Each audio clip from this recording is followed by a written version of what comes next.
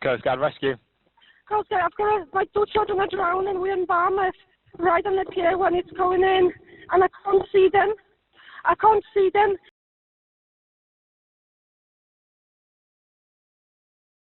My 2 children are 10 and 12. 10 and 12. Are they good swimmers? I can't see them anymore. Don't worry, we'll be getting some assistance out to you now. Okay, my colleagues are working in the background. They're getting you some assistance, okay? My husband is out in the sea trying to find them. He can't see them. I think they're way out of the depths. The second we noticed they're in trouble, I phoned in. So my colleagues have taken multiple calls as well, okay?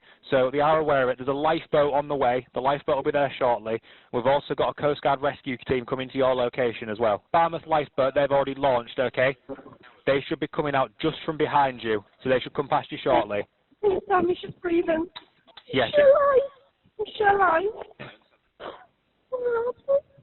Don't worry, Million, as I said, they'll be there very, very shortly. They've already launched, okay? Just keep looking out to me, Melina. Keep obviously speaking to me. Keep telling me what you can see. Can we see the lifeboat now? Should be orange. I know it feels like a really long time.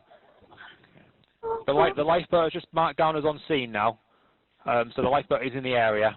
So they'll be out looking at the moment. I think my husband, one of my children are walking back now. It's mostly the other child. I think one of my children got swept further because my husband is one of my children. How are your husband and daughter doing? Are they okay? They're fine. I'm just so terrified. We're fine. Where's my other one?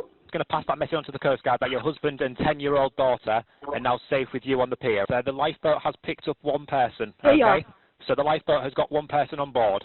The guy from Coast Guard walked up to us and they've got Mabel. They've got her. They've got my older daughter. That's what he said. Yeah, so all persons have been located. One is with mum and dad. The other is with the lifeboat crew at the moment. We're going to all make our way up to the lifeboat station. The one on board the ILB will receive assessment from the ambulance. Hiya, Melina. Right, we all happy then that everyone's been located? Great, thank you very much for having me. Really grateful. No problem at all.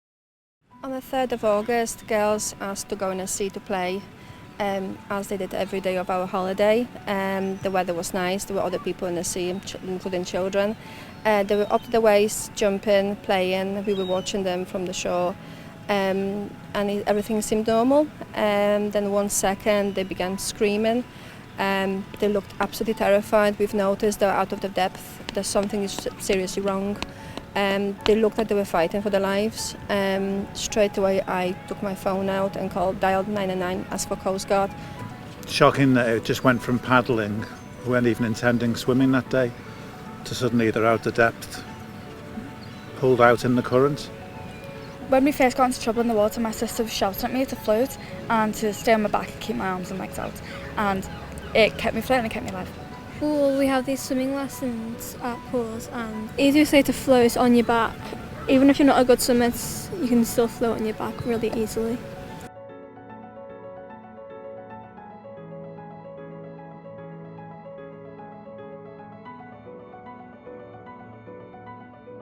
I said straight away that she was in Barmouth. Just kind of took me by surprise a bit.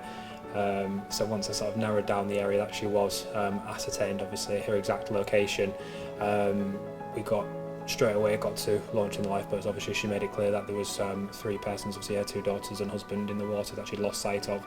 So obviously we got the RNLI launched straight away. I saw the lifeboat coming from outer harbour, extremely fast, going really like a rocket.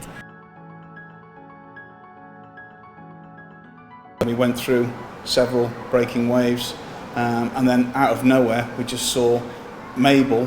She was lying on her back in the starfish position, which was the advice that was shouted to her by her 10-year-old sister Elsie. I felt so relieved. It almost felt like a dream. I didn't even realise what it was at first. It was just like a massive orange thing just bobbing up and down over towards me. I called out to her to let her know that we were there, and she rolled over onto her front as if to try and swim to us. But her legs sank, and she just wasn't able to swim. I could see the look of terror in her eyes. The waves were breaking over again, and she started to take water in. We just shouted out to her to get back onto her back, and she just literally straight away came back up to float again, and she was back in her starfish position and floating on top of the water. It was absolutely amazing because we wanted to say thank you to them. At the time when girls were rescued, we were with everyone in the station. We were so traumatized, tired, exhausted, emotional. We did say thank you to everyone, but we thought it'd be amazing to see them again, and especially the call handler at Coast Guard. He was incredible. He was very calm, very supportive. I was trying to explain what's happening, what I see, where I am, when I can see them when they're moving in the sea, and he was incredible. So it was absolutely amazing to see him and say thank you to him in person.